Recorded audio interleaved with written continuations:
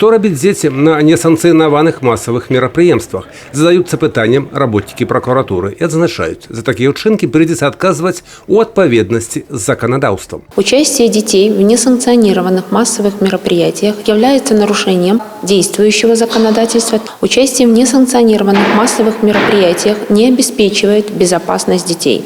Действующим законодательством предусмотрена административная ответственность родителей за участие в несанкционированных мероприятиях.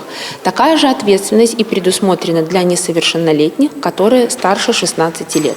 Если несовершеннолетний младше 16 лет и участвует в несанкционированном мероприятии, то ответственность налагается на его родителей, и родители привлекаются к ответственности за невыполнение родительских обязанностей. За удел детей у несанкционованных массовых мероприемствах предугледжваецца штраф на их батьков до 30 базовых величин.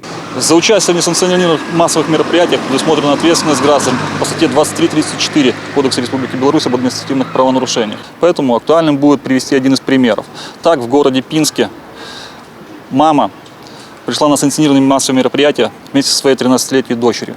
Они обернулись в бело-красно-белый флаг, скандировали лозунги.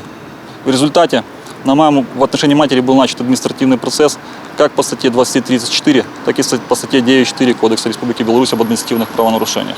У выніку поступлення в органи опеки інформації об знаходженні неповнолітнього на несанкціонованому масовому мероприємстві може бути розгляджено питання о прийнятті мер по його обороні. С начала года в комиссии по делам несовершеннолетних рассмотрено уже более 50 административных дел за различные правонарушения. Но в отношении родителей к нам тоже приходят административные протоколы, и за невыполнение родительских обязанностей по воспитанию детей их немного. Их было буквально 5 административных протоколов.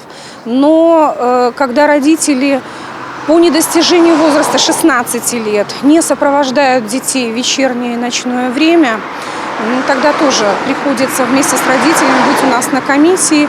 И мы говорим о том, что вечером, днем под присмотром родителей. Адказнасць за удзел непаўналетніх у несанкцыянаваных масавых мерапрыемствах існуе ў многіх краінах. Так, да прыкладу, у Расіі сума адміністрацыйнага штрафа можа скласці 50 тысяч расійскіх рублёў, у пералічэнні на беларускія каля 1000.